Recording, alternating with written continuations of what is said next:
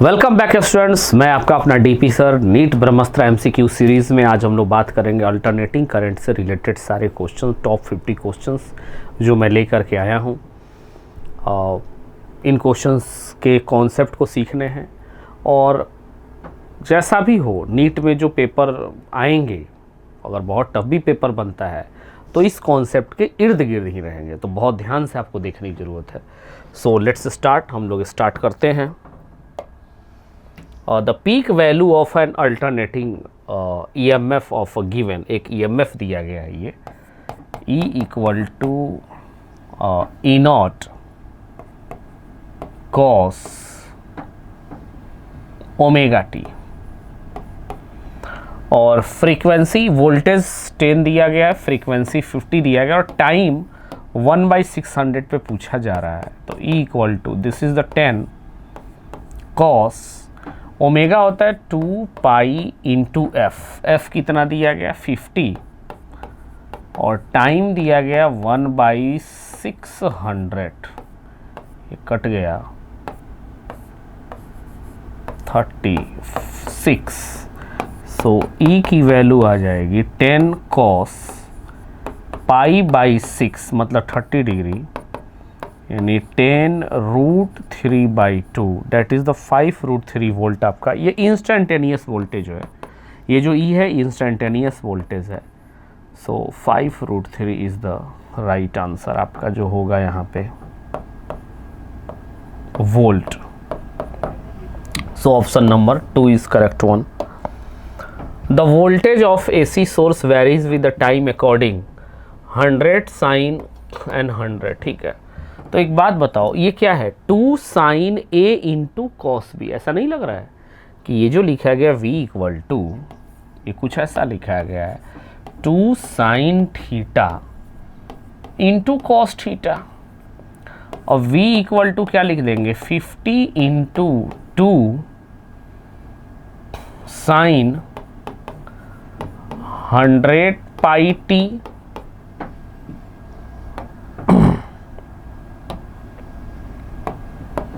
Into cos 100 pi T, मतलब 2 sine theta. तो इसको हम लोग क्या लिख सकते हैं V equal to 50 sine 2 theta type लिख सकते हैं। थीटा आपका ये है, तो हमसे क्या पूछ रहा है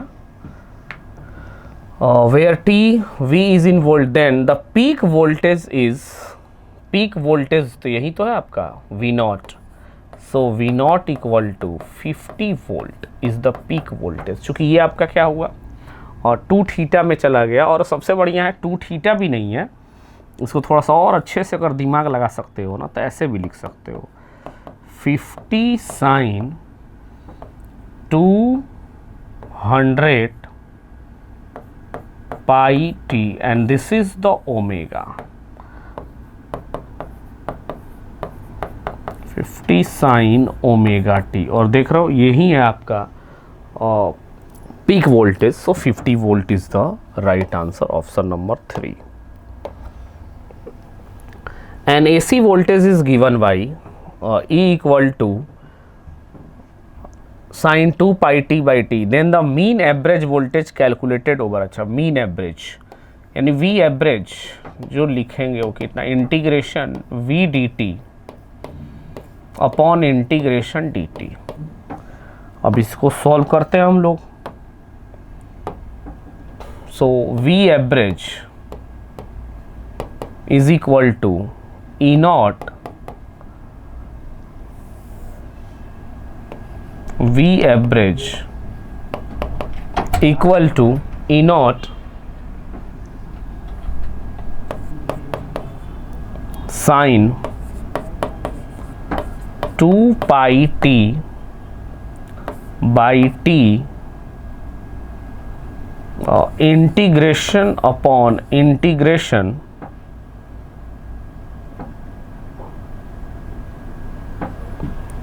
mean average, integration dt upon integration dt।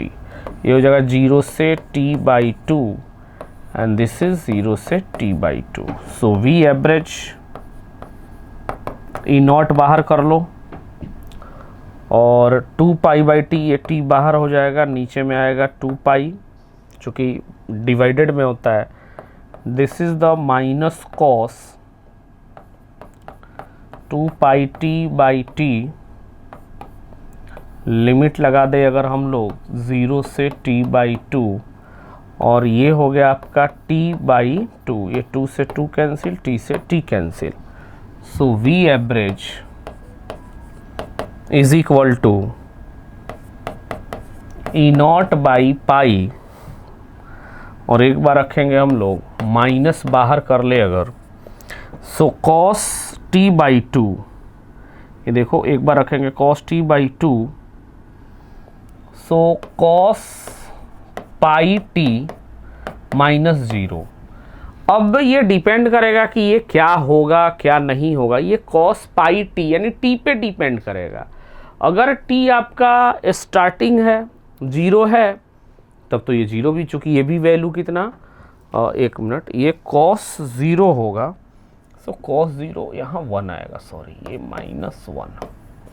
अब ये -1 भी हो सकता है, 1 भी हो सकता है, 0 भी हो सकता है, तो कुछ भी हो सकता है। तो हम ये नहीं कहेंगे कि इसकी कोई फिक्स वैल्यू, इज़ ऑलवेज 0 गलत है, इज़ नेबर 0 ये भी गलत है, इज़ 2 ई नॉट बाई पाई नहीं, 2 ई नॉट बाई पाई होता जब हमें टी की पूरी वैल्यू दी होती, तो maybe 0 is the right option. Next question, an alternating current changes from complete cycle in 1 microsecond. तो फ्रीक्वेंसी क्या होता है 1 by time period, that is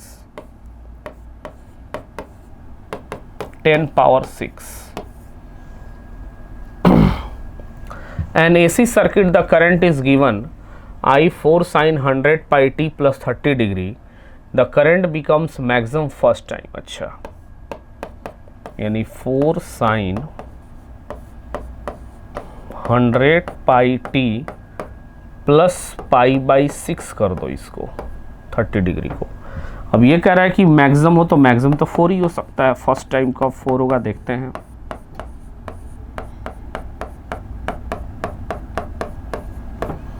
ये हो गया 1, यानी ये हो गया पाई बाई 2, साइन 1 मतलब पाई by 2 minus pi by 6 100 pi T.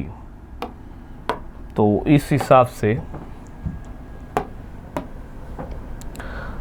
ये कितना हो जाएगा आपका 6 नीचे और 3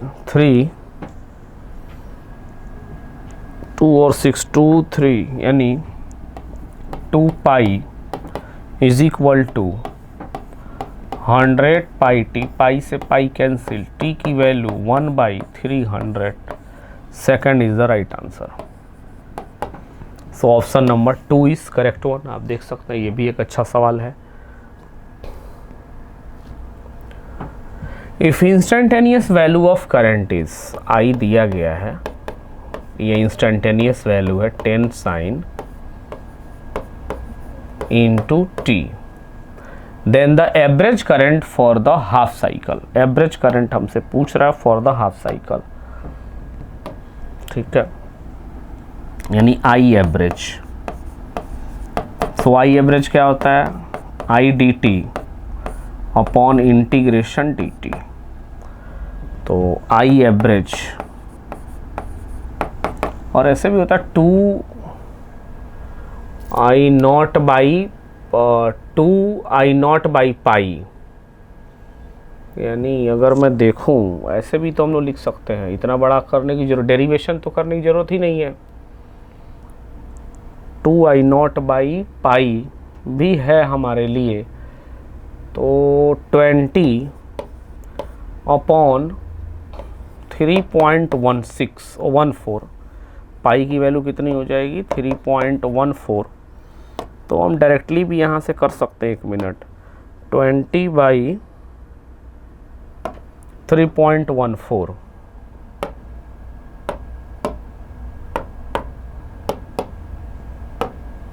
6.37 इज द राइट आंसर आ जाएगा सीधे।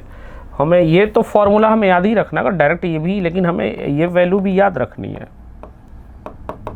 2 I naught by pi, simple. So 2 × 10 maximum current upon 3.14, ये डायरेक्ट आपका रहा 6.37 इज द राइट आंसर। तो इसमें कुछ करने की ज़्यादा ज़रूरत भी नहीं है हमें। The value of alternating current E = 500 sin 100 pi t, then the frequency of this potential। So omega की वैल्यू 2 पाई एफ, और ओमेगा ये दिया गया है आपका 100 पाई, 2 पाई एफ। एफ की वैल्यू यहाँ से कितनी आ गई 50 hertz. Option number 2 is correct one. The domestic power supply अगर हमें दिया गया है V = 220 वोल्ट, तो एम्पलीट्यूड कितना होगा, यानी V0 220√2, मतलब ये VRMS है, दैट इज़ द VRMS। हमसे Vmax पूछ रहा है, यानी V0 पूछ रहा है। सो VRMS का √2 लगभग लगा जाएगा 311 volt is the right answer. ये भी सवाल। The average value for alternating current half cycle लो या फुल साइकिल लो। आई एवरेज अभी मैंने लिखा भी था, कितना 2I0/पाई, और फुल साइकिल में कितना 0। बट इसका जब I² निकालते हैं तो हाफ साइकिल में भी सेम और फुल साइकिल में भी सेम ही आता है। सो 2I0/पाई, option number first is correct one. The phase difference between the alternating current and voltage, तो I = I0 sin ωt, और E = दे दिया गया है E0 साइन, इसको भी करो, एक ही दोनों एक ही फंक्शन होने चाहिए, तो इसमें π/2 ऐड करो, ωt + π/2 + π/3। अब ये फेज इसका क्या है, यहाँ पे 0 है, और इसका फेज कुछ दिख रहा है हमें। So phase difference delta phi बराबर φ2 - φ1। φ2 ये पूरा है, ωt + 6 और 3 2 5π/6 माइनस ωt से ωt कैंसिल, जो डेल्टा फाई निकल के आ रहा है वो 5π/6, मतलब option number 4 is correct one.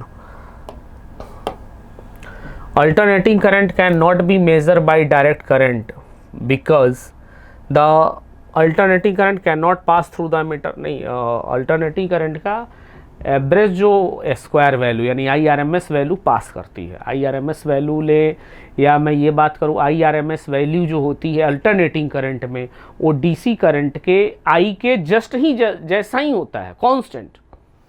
तो ये तो गलत है। The average value of current for complete cycle, बिल्कुल सही ऑप्शन हमारे सामने दिख गया है। और 0.21 henry inductor and 88 ohm resistor R connected in series. अभी आ गया आपका सीरीज में, ये कितना है L की वैल्यू 21 हेनरी, और ये है 88 ओम। तो ये एक्सेल बनाओ, इसको एक्सेल क्या होता है ω/L, और इसकी यूनिट क्या होती है ओम। सो एक्सेल ओमेगा कितना 2πf × 0.21 2 × 22/7 इंटू फ्रीक्वेंसी कितना है 50 इंटू 0.21। तो यहाँ से ये 00, एक्सेल की वैल्यू हो गई 66। अब ये हो गई आपकी 66 ओम, और ये हो गई आपकी 88 ओम। अब आगे पढ़ते हैं। In the circuit phase angle, अच्छा फेज एंगल भी निकालना है। तो एक बात बताओ, ये रेसिस्टर है और रेसिस्टर से इंडक्टर यहाँ रहता है, यानी ये हो गया आपका 66, ये हो गया 88। तो अगर ये हम निकाले अल्फ़ा, सो tan अल्फ़ा यहीं से निकल गया XL/R, यानी tan अल्फ़ा 66/88 3/4। ये तो यहीं से हमारा एंगल निकल गया, एंगल के बिहाफ पे तो यही ऑप्शन हमारा सही दिख रहा है, बट मैं आपको वैल्यू भी निकाल दूं। अब इसका देखते हैं जेड, जेड कितना होगा,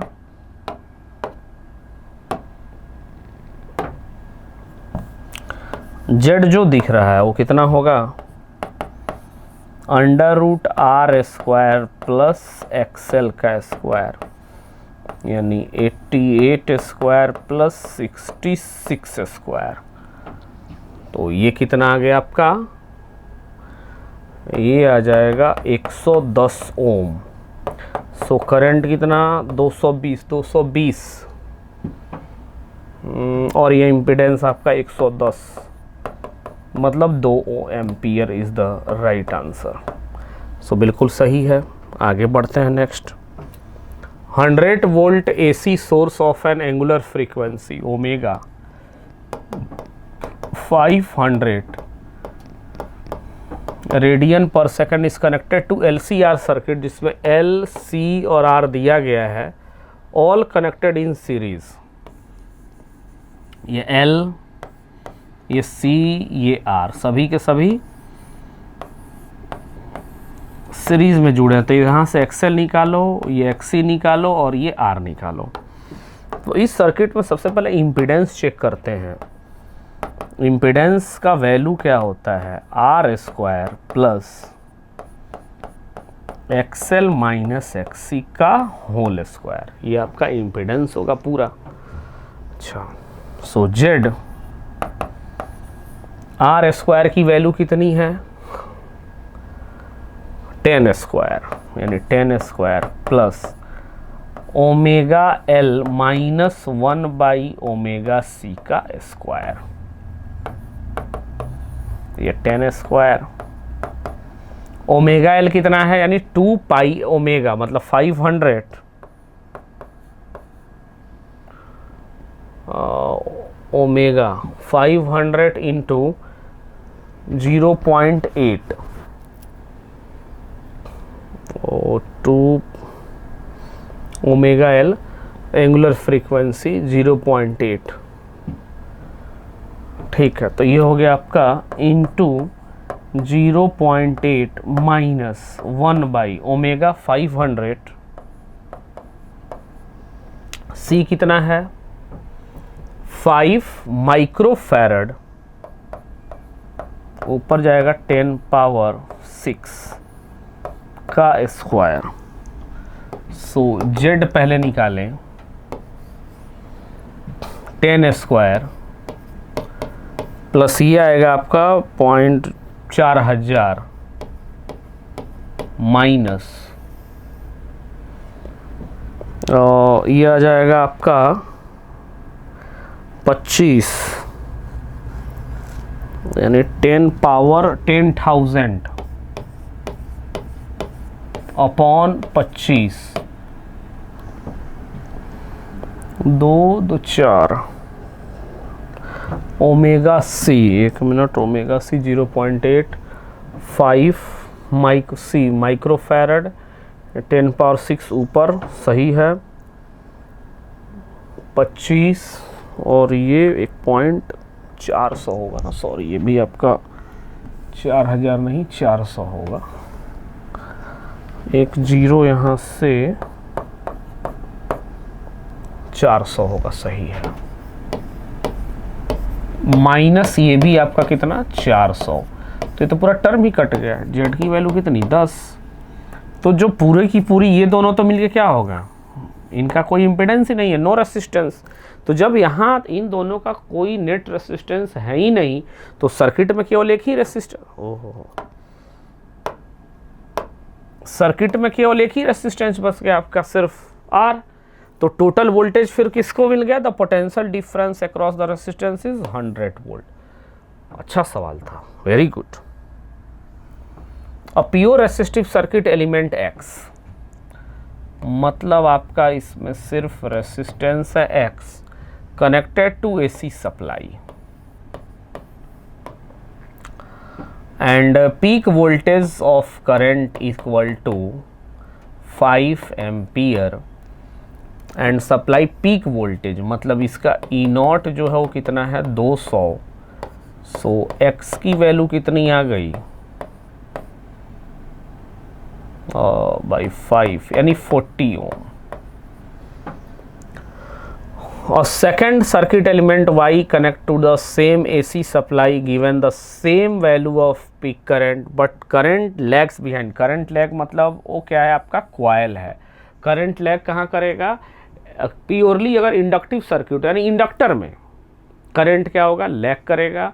कैपेसिटर में करंट लीड करेगा, इंडक्टर में वोल्टेज लीड करेगा। सो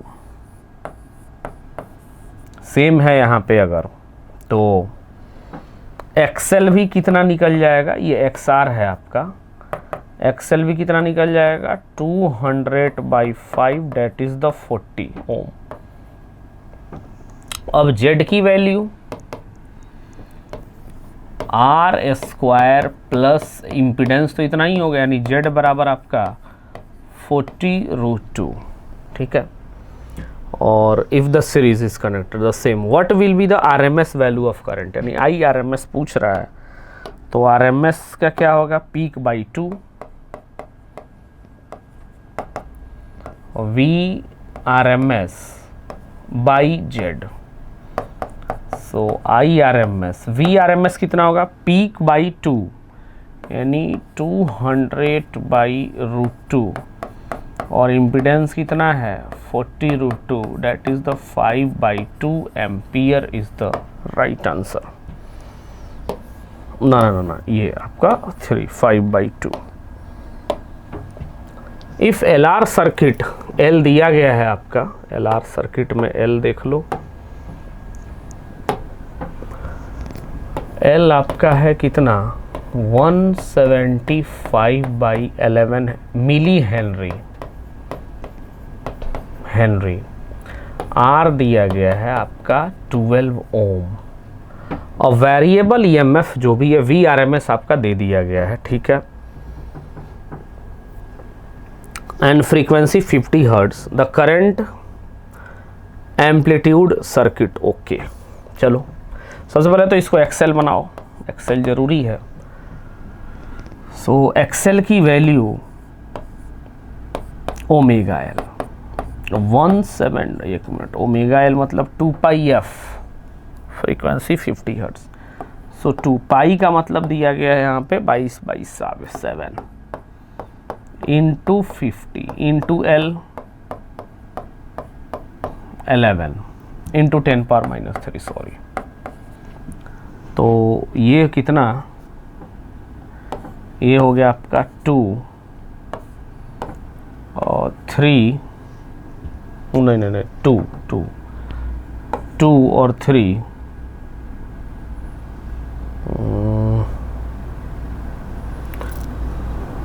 17 नहीं 5 सॉरी 5 हो, हाँ ठीक है। अब एक्सेल की जो वैल्यू होगी कितनी, और 25 फोर्जा आपका 25 टूजा 50 एंड ये 100, मतलब ये आ गया आपका सिर्फ 5 ओम, ये 12 ओम। तो जेड कितना,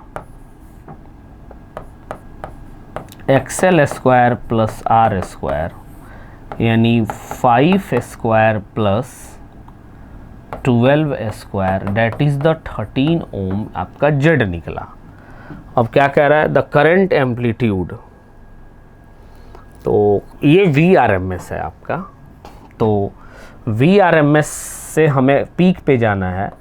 सो आई नॉट बराबर वी नॉट बाई जेड, यानी आर एम एस में √2 से एक बार और मल्टीप्लाई करोगे इंटू √2/13, यानी ये हो गया आपका 20 एम्पियर। तो 20 एम्पियर तो आपका एक ही ऑप्शन में है। और अब क्या पूछ रहा है हमसे, the current amplitude and phase, तो फेज एक्सेल आगे रहेगा और आर यहाँ है, डेट इज द एक्सेल, ये आपका एंगल अल्फा है।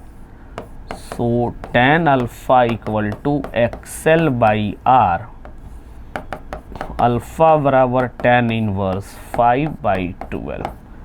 तो करंट आपका 20 ampere, tan inverse option number 4 is correct one. In an AC circuit the potential difference across inductor and resistance joint are series.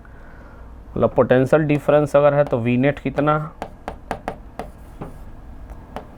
16 square कर दो 20 square,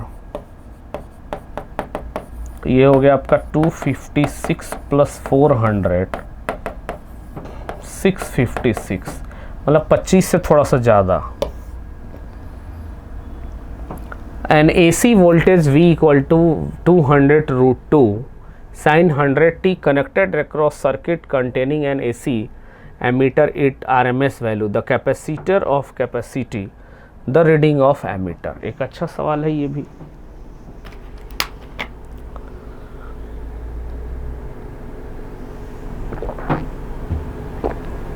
सभी questions बहुत important है इसमें।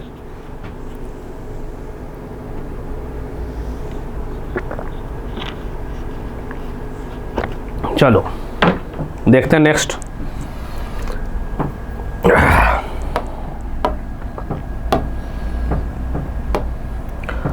एन AC वोल्टेज ये V इक्वल टू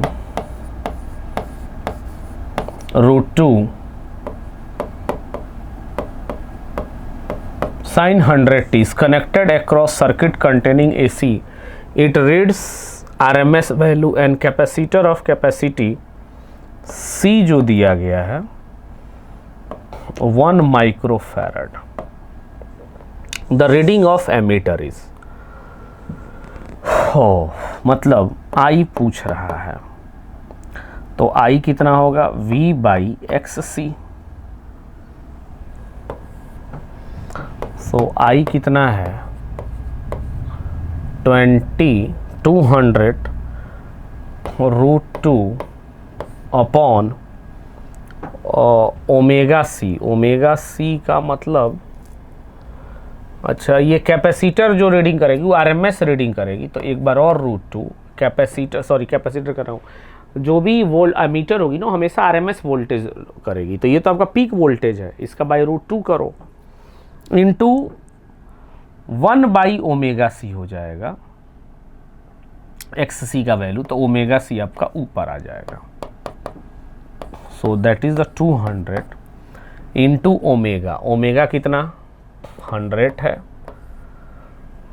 इंटू सी कितना है 10⁻⁻6 है। सो I इक्वल टू 2 इंटू 10⁻⁻2, यानी सभी तो 2 से मल्टीप्लाई कर दो एम्पियर, यानी I equal to 20 milli ampere is the right option. Option number 2 is correct one. If an series LCR AC circuit the RMS voltage across LCR is V1 V2 and V3। देखो कुछ ऐसा है, ये L है, ये C है, ये R है और ये आपका VRMS है। इसके क्रॉस मान लो V1, ये V2, ये V3, तो डायरेक्ट जोड़ मत देना क्योंकि ये दोनों वोल्टेज क्या होंगे V1 माइनस V2 का होल स्क्वायर प्लस ये V3 स्क्वायर। सो इसमें से कोई भी ऑप्शन सही नहीं है, none of this. A resistor R and inductor L, capacitor C and voltmeters V1, V2, V3 are connected to an oscillator in a circuit as shown in the adjoining diagram. When the frequency of oscillator is increased up to resonance frequency, अगर resonance frequency पे होगा तो सिर्फ ये दोनों circuit count होंगे, इसकी accountability होगी नहीं, चूँकि रेजोनेंस सर्किट में ये दोनों आपस में क्या होते हैं, बराबर हो जाते हैं। सर्किट में केवल रेसिस्टेंस ही रह जाएगा। तो अब क्या कह रहा है, the voltmeter reading is 0 in case of. इस केस में किसके क्रॉस वोल्ट आपका 0 होगा, सिर्फ और सिर्फ V1 0 होगा, यानी option number 1। In a case of resistance ये रेजोनेंस ये दोनों बराबर होंगे। जैसे ही ये दोनों बराबर होंगे तो वोल्ट मीटर की रीडिंग कौन सी 0 होगी, इसके अक्रॉस तो वोल्ट मीटर आपका रहेगा ही, नहीं, वोल्ट मीटर, एक मिनट। When the frequency of oscillator is increased, अच्छा अगर हमने ऑसिलेटर की फ्रीक्वेंसी इंक्रीज की, the voltmeter reading at resonance frequency in case of V1 at voltmeter 1, सही है बिल्कुल, अगर हमने उसको इंक्रीज किया तब। द इंडक्टिव रिएक्टेंस ऑफ, मतलब रिएक्टेंस यानी XL equal to 1000 ohm if it self inductance and frequency both are increase 2 times. अगर दोनों को हमने बढ़ाया, एक्सेल मान लो क्या होता है ओमेगा एल, मगर ओमेगा को भी बढ़ाया 2 गुना और एल को भी 2 गुना, तो ये 4 गुना बढ़ जाएगा, मतलब option number 3। A coil of inductance यानी एल दिया गया है henry is connected to an alternating voltage generator E equal to 100 sine into 100t the current through, तो करंट हमें निकालना है, करंट कितना होगा V अपॉन एक्सएल। V कितना है, एक्सएल ओमेगा एल, मतलब ये आ गया आपका 10 एम्पियर। बट इसमें करंट क्या होगा, हमेशा इस वोल्टेज से लैग करेगा। लैग करेगा का मतलब सेम फेज में नहीं रहेगा, यानी ये तो 10 रहेगा, यानी ये नहीं होगा, ये भी नहीं होगा, सेम फेज में नहीं रहेगा, यानी आपका ये फेज पॉसिबल है। I equal to -10 cos 100t, ये पॉसिबल है। चूँकि ये अगर साइन में है तो दोनों सेम फेज में नहीं रहेंगे, ये उससे π/2 आगे रहेगा, तो अगर cos π/2 रहे तो वो आपका साइन रहेगा। बट माइनस क्यों लगाया यहाँ पे, एक मिनट। वोल्टेज जनरेटर E, मान लो अगर ये अच्छा अगर ये उसने वोल्टेज ले लिया तो उससे 90 डिग्री पीछे करेगा, सो नेगेटिव लिया, ठीक है, कोई दिक्कत नहीं। मतलब इस माइनस पे हमें नहीं ज़्यादा फोकस करना है, हमें फोकस करना है इन वैल्यूज़ पे। करंट तो आपका 10 होगा और 10 आपके एक ही 2 ऑप्शन में है, बट इंडक्टर में कभी भी करंट और वोल्टेज सेम फेज में नहीं रहेगा, यानी फेज अलग हो जाएगा। Alternating current lead the applied EMF by π/2। अच्छा, अल्टरनेटिंग करंट अगर लीड करे तो करंट लीड किस में करता है, केवल कैपेसिटर में, option number 2। A coil has reactance 100 ohm, its frequency यानी एक्सेल की वैल्यू रखते हैं कितना, 100 ओम, ये कितना होगा 2πf। हैज़ रिएक्टेंस, ठीक है,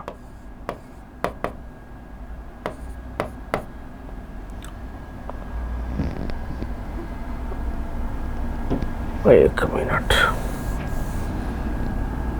Excel equal to omega L, XL है आपका 100, ये है 2π इंटू 50 एल, एल की वैल्यू यहाँ से 1/π निकल गई। अगर फ्रीक्वेंसी हमने 150 किया तो रिएक्टेंस कितना हुआ, XL dash equal to omega L यानी 2π FL, 2π फ्रीक्वेंसी 150 इंटू 1/π, पाई से पाई कैंसिल, न्यू रिएक्टेंस हो जाएगा 300 ओम।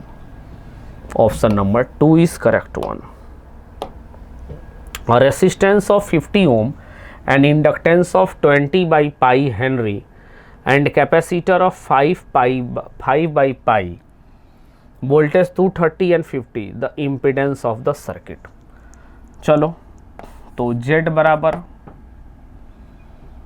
रेसिस्टेंस आपको पहले तो R लिख लो 50 ओम, और L कितना, इंडक्टेंस 20/π एंड कैपेसिटर C कितना 5/π, कनेक्टेड इन सीरीज, सीरीज में ही कनेक्ट किया गया है।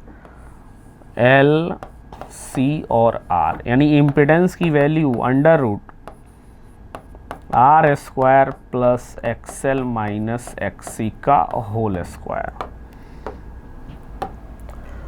अब देखते हैं इधर आर की वैल्यू कितनी, 50 ओम का स्क्वायर कर दो, एक्सएल कितना 2 पाई एफ एल पाई, फ्रीक्वेंसी कितना 50 और एल कितना 20 बाई पाई, पाई से पाई कैंसिल, माइनस एक्सी कितना 1 by omega c into 50 into c 5 और ये चला गया पाई, माइक्रोफैरड मतलब 10 पावर 6 को भी ऊपर भेज दो का स्क्वायर। ये हो जाएगा Z equal to 50 square plus 2000 minus pi से पाई कैंसिल 25 और 1 मिनट 500 यानी 10 पावर 6 बाई 500 का स्क्वायर। ये भी तो 2000 ही आ गया, तो Z बराबर 2000 माइनस 2000 का स्क्वायर, Z बराबर आपका 50 ohm is the right answer. Option number 2 ही आपका सही है। In an LCR circuit the capacitance is made 1/4 when in resonance, then what should be the change in inductance so that circuit remains? resonance मतलब omega L मतलब XL बराबर XC, यही है resonance condition, 1 by omega C, so F बराबर 1 by 2 pi under root L C. अब मान लो इसमें हमने क्या किया, 1/4 अगर कैपेसिटर हो गया तो रेसिस्टेंस को 4 गुना कर दो और सॉरी इंडक्टेंस को 4 गुना कर दो, तभी जाकर रिमेन सेम रहेगा। Option number first. The potential difference between VC कितना है 2VR एंड VL है 3VR। एक minute, the potential difference between end of resistance VR, so V net, then the alternating potential of source in terms of VR will be, ठीक है, ये हो जाएगा VR का square plus VXC minus VXL का square, VR ही है, VXL कितना है 3VR माइनस 2VR का स्क्वायर, मतलब ओवरऑल आ गया VR√2, यानी √2VR is the right answer. In a series resonance LCR circuit if L is increased by 25% and C is decreased by, फिर वहीं F बराबर 1/2 pi under root LC, it means F equal to 1/2 pi L को क्या किया गया है,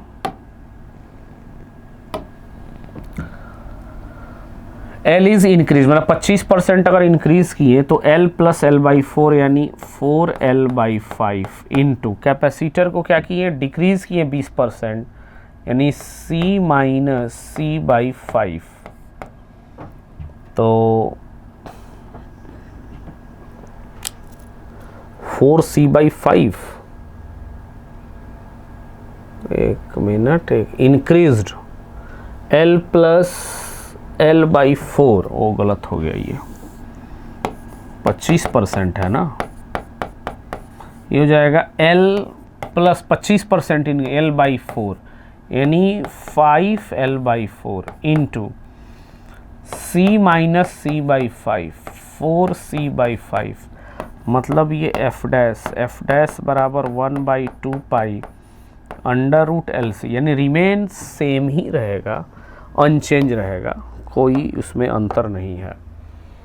next question है capacitor is perfectly insulator for direct current, याद रखने वाली चीज़ है। With increase in frequency of AC supply the capacitive reactance inversely decreases with the frequency. In an AC circuit consisting R and L, voltage across R is 60 volt and that of 80 volt. The voltage across, तो VR आपका Vnet दोनों का square करके जोड़ दो, 60 square plus 80 square, 100 volt is the right answer. In an AC circuit, resistance 3 ohm, inductance coil 4 ohm and 8 ohm are connected in series.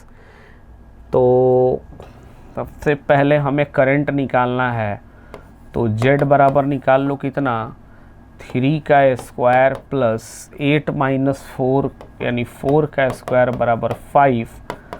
Current बराबर, current कितना है आपका 50 वोल्ट, यानी 50/5 बराबर 10 एम्पियर। सो पावर कितना I स्क्वायर R यानी 10 square into 3, that is the 300 watt is the right answer.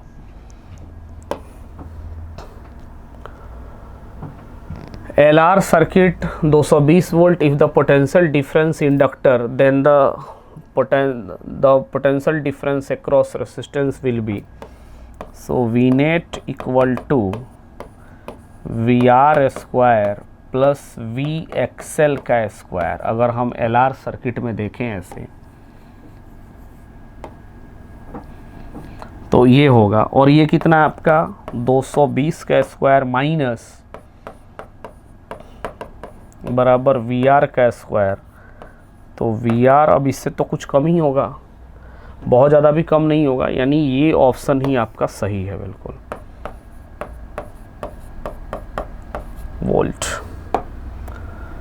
Energy dissipated LCR circuit are only the potential difference B across I following through. अब ये देखना है इसमें क्या पूछ रहा है, पावर डेसिपेटेड, पावर बराबर क्या होता है VRMS IRMS into cos phi. चूँकि ये आपका 5 कॉस है और साइन है, यानी देख के ही लग रहा है कि ये वोल्टेज जो है, इसको अगर देखो 5 साइन π/2 प्लस ओमेगा टी, यानी वोल्टेज लीड कर रहा है। वोल्टेज लीड कब करता है आपका वोल्टेज लीड आपका कब करेगा, सिर्फ और सिर्फ आपके इंडक्टिव सर्किट में। और इंडक्टिव सर्किट में पावर फैक्टर क्या होता है, अगर प्योरली ये तो क्या हुआ, अगर इस को देखें तो ये देख के ही बिल्कुल ऐसा लग रहा है कि इसमें potential difference across I through the instrument, कोई इंस्ट्रूमेंट नहीं, यानी सिंगल ही एक इंस्ट्रूमेंट है। और जो सिंगल इंस्ट्रूमेंट है वो ये डेटा देख के लग रहा है कि ये प्योरली इंडक्टिव है। और प्योरली इंडक्टिव सर्किट में जो भी होगा आपका पावर फैक्टर कॉस फाई क्या हो गया 0, जो कि पावर फैक्टर क्या होता है कॉस फाई बराबर R/Z, R आपका 0 होगा तो ये पूरा का पूरा 0 और कॉस फाई ही पूरा 0 होगा, यानी no power. Welcome back students, remaining questions for alternating current आज हम लोग कंप्लीट करने चल रहे हैं। A coil has an inductor, ये इंडक्टर दिया गया, यानी this is the L and is wound in series with a resistance 220 ohm when alternating EMF voltage and 50 cycles per second, मतलब ये आपका फ्रीक्वेंसी दिया गया है।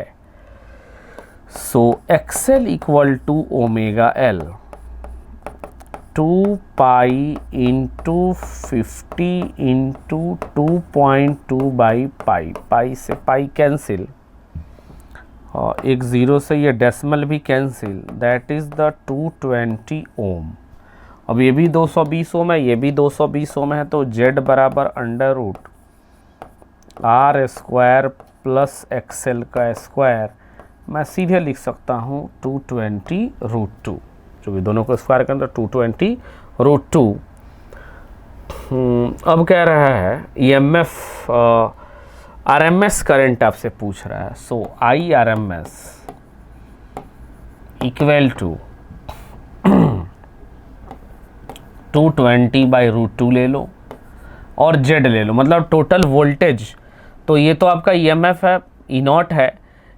आपको RMS बनाने के लिए क्या करना है, E0/√2। तो E0/√2 इंटू Z, E0/√2 और या E0 ERMS/Z भी बोल सकते हैं। सो ERMS/Z, Z कितना 220√2, दैट इज़ द 1/2। IRMS की जो वैल्यू आ रही है दैट इज़ द 0.5 एम्पियर, और एक आपका ऑप्शन यहाँ मैच कर चुका है। नेक्स्ट क्वेश्चन करते हैं इसको। Direct current 2 ampere and alternating current maximum of 2 ampere flow through the two identical resistance, the ratio of heat produced। ठीक है, तो अगर डायरेक्ट करंट है किसी रेसिस्टर में जा रहा है, I² RT, H कितना है 2² into RT, that is the 4RT। लेकिन अगर ये किसी भी अल्टरनेटिंग करंट से होके जा रहा है, ये डायरेक्ट करंट है, लेकिन अगर ये आपका AC करंट है, AC, तो यहाँ पे हम AC में क्या करते हैं, IRMS यूज़ करते हैं। IRMS और डायरेक्ट करंट एक जैसे हैं, एक नहीं है, एक जैसे हैं, क्योंकि डायरेक्ट करंट कांस्टेंट है और IRMS भी आपका कांस्टेंट ही करंट हम मानते हैं। तो H1 ले लो और इसको ले लो H2, इसमें क्या रखेंगे IRMS इंटू RT। IRMS क्या होगा 2/√2, चूँकि वो मैक्सिमम 2 है, इंटू RT। सो H2 की जो वैल्यू आएगी डेट इज़ द 2RT। दोनों का अगर रेशियो ले तो देखने से आ रहा है 2/1, यानी 2:1 is the right one for the particular one. A sinusoidal AC current flows through a resistor of resistance R if peak value is IP, the average power का फॉर्मूला याद रखना है 12 IP² इंटू R, यानी formula actually क्या होता है, average power VRMS into IRMS into cos phi। तो V/√2 ले सकते हैं इसको, I/√2 ले सकते हैं, और cos phi तो आपका ये रहेगा ही। अब यहाँ पे √2 ये 1/2, और V की वैल्यू ले सकते हैं IR, और एक I पहले से है, so that is IP² into R। ये आपका एवरेज पावर होता है। फॉर्मूला आपका ये है, इसी से डिराइव होकर ये सीधे आता है। सो option number 2 is correct one. A resistor and capacitor are connected to AC voltage 200, current in the circuit is 2 ampere if the power consumed in the circuit is 100 watt, then the resistance in circuit is। अच्छा, good question. तो सबसे पहले अगर power आ रहा है तो power की value कितना I²R, और पावर ही आपका 100 है, और सर्किट में करंट ही 2 एम्पियर है। आर की वैल्यू कितनी, सीधे सीधे निकल के आ गया आपको 2500। बाकी कुछ करने की तो ज़रूरत नहीं पड़ी मुझे लग रहा है। भाई करंट भी निकालेंगे तो यही आएगा, कोई दिक्कत नहीं है। और सीधे हमारा जो एनर्जी जो डेसिपेट होती है वो रेसिस्टर में ही होती है, तो I²R सही है। 2500 is the right answer for the particular one. The impedance of series circuit consists of 3 ohm and 4 ohm. Okay. Power factor. So cos phi बराबर क्या होता है R/Z। तो impedance आपका series consists 3 ohm resistance and 4 ohm reactance. This is XC. So ये कितना 3 और ये हो जाएगा 3s और 4 square, that is the 3/5, that is 0.6 is the right answer. If the frequency of source of EMF AC circuit is n, the power varies with 2n. Power कैसे जाएगा 2n, चूँकि पावर क्या होता है VRMS IRMS cos phi। थोड़ा और अच्छे से लिखें तो V0 sin omega T into I0 sin omega T into ये कांस्टेंट रहेगा आपका cos phi। आप देख रहे हैं ये दोनों फंक्शन साइन है, यानी साइन स्क्वायर होगा। और SHA में भी पढ़ा जाता है कि काइनेटिक एनर्जी और पोटेंशियल एनर्जी का जो फ्रीक्वेंसी होता है वो जनरल के फ्रीक्वेंसी से डबल होगा, यानी सोर्स का जो भी फ्रीक्वेंसी होगा, पार्टिकल का जो भी फ्रीक्वेंसी होगा, एनर्जी की फ्रीक्वेंसी उसकी डबल होगी, चूँकि उसमें साइन स्क्वायर का टर्म वहाँ भी आता है और यहाँ भी आता है। So just double is the right answer. LCR series circuit 100 ohm resistance is connected to AC source 200 volt, angular frequency 300 radian per second, when only capacitive reactance। अच्छा, सबसे पहले ये देखो कुछ सर्किट ऐसे बनाओ, ये R है, ये XL है, ये आपका XC है। अब जब हमने XC हटाया, when only capacitance is removed, तो कुछ सर्किट आपका ऐसे रहा, ये R, ये XL, ये एंगल बना 60 डिग्री, तो tan 60 बराबर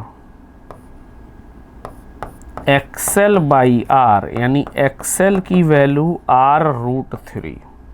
पहला ओपिनियन से हमारा आंसर ये आ रहा है। अच्छा, अब दूसरा ओपिनियन क्या कहता है कि when the inductance is removed the current leads by the 60 degree, यानी जब हम उसको हटा देंगे तो फिर ये कुछ ऐसा बन रहा है 60 degree. XC by R R√3। तो इसमें हमें क्या करना है, देन द पावर डेसिप, तो पहले तो हम करंट निकाल लें, तो उसके लिए इम्पीडेंस चाहिए। इम्पीडेंस की वैल्यू कितनी होगी R square plus XC minus XL का होल स्क्वायर। तो ये दोनों तो कट गए चूँकि दोनों बराबर हैं। Z की वैल्यू किसके बराबर आ गई, सिर्फ 100 के बराबर। और करंट हमसे क्या पूछा इसमें, the current leads then the current and power dissipated। so current बराबर क्या होगा V बाई Z। V कितना है 200 बाई 100 यानी 2 एम्पियर। और फिर क्या पूछा पावर, तो पावर तो रेसिस्टेंस में जाएगा I स्क्वायर R, यानी 2 स्क्वायर इंटू 100 बराबर 400 वाट, यानी option number 4 is correct one.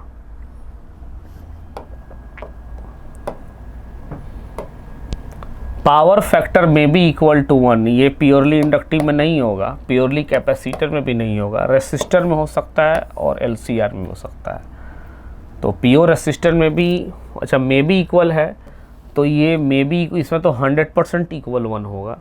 सो उस हिसाब से LCR सर्किट आपका आएगा। In an AC circuit EMF current E equal to 5 cos omega t and I equal to 2 sin omega t। अच्छा जी, the average power. फिर से देखो ये E जो है वो 5 साइन में लाओ इसको, so pi by 2 plus omega T, और I जो आ गया 2 साइन ओमेगा टी, यानी देखो वोल्टेज लीड कर गया है। वोल्टेज लीड कर गया मतलब this is inductive circuit. Inductive circuit, और इंडक्टिव सर्किट में आपका पावर क्या होता है, एवरेज पावर 0। वो 0 पहले भी मैंने क्वेश्चन कराया था, अभी भी आ गया, ये 0 ही होगा। If the power factor changes, power factor की वैल्यू कॉस, अच्छा R/Z कर लेते हैं, Z1 ले लो 1/2, सो Z1 इक्वल टू 2R और उस तरह से Z2 equal to 4R।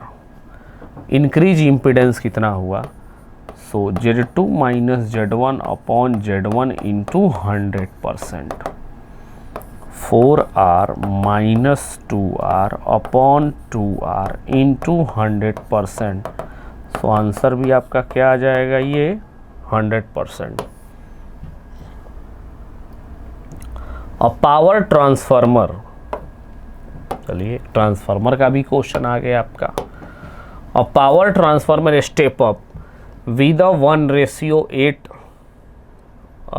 ratio has 60 Hz 120 volt across the primary. ये मतलब ये प्राइमरी है, तो फॉर्मूला का था ट्रांसफर का VS/VP, मतलब voltage across secondary upon voltage upon primary is NS/NP।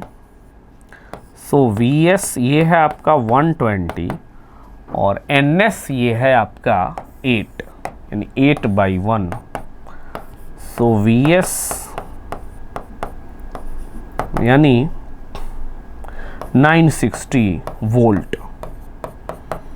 तो कह रहा है कि सेकेंडरी करंट कितना होगा, सेकेंडरी का रेसिस्टेंस इतना दिया गया है। सो IS बराबर VS/RS, यह है आपका 960, यानी 96 milli ampere is the right answer, option number 4th। A transformer transform 220 volt to 11 volts if the current strength in primary coil is 5 ampere। अच्छा मतलब VP/VS 220/11। If the what is efficiency, efficiency का मतलब होता है power output upon power input into 100%। सो efficiency power input क्या होगा, सो 11 VI, power बराबर क्या होता है VI, सो होगा VI ले यहाँ पे, सो 90 इंटू 11 अपॉन 220 इंटू 5 इंटू 100, ये आपका 2 और ये दोनों मिलके 10, दैट इज द 90% आपका इफिशिएंसी ऑफ ट्रांसफार्मर रहेगा। A step-up transformer operate on 230 volt line and supplies load of 2 ampere. The ratio of primary and secondary winding is, determine the primary current। अच्छा, तो प्राइमरी करंट अगर निकालना है तो formula क्या होगा, IP/IS इक्वल टू NS/NP। ये direct formula लगा दो। Step of operate 220 volt line and supplies और लोड ऑफ 2, मतलब IP हमें निकालना है, लोड में जा रहा है 2 एम्पियर, NS कितना है 25/1, यानी IP की वैल्यू हो गई 50 ampere is the right answer, option number 2। तो आपका पूरा कंप्लीट हो गया आज, अल्टरनेटिंग करंट कंप्लीटेड।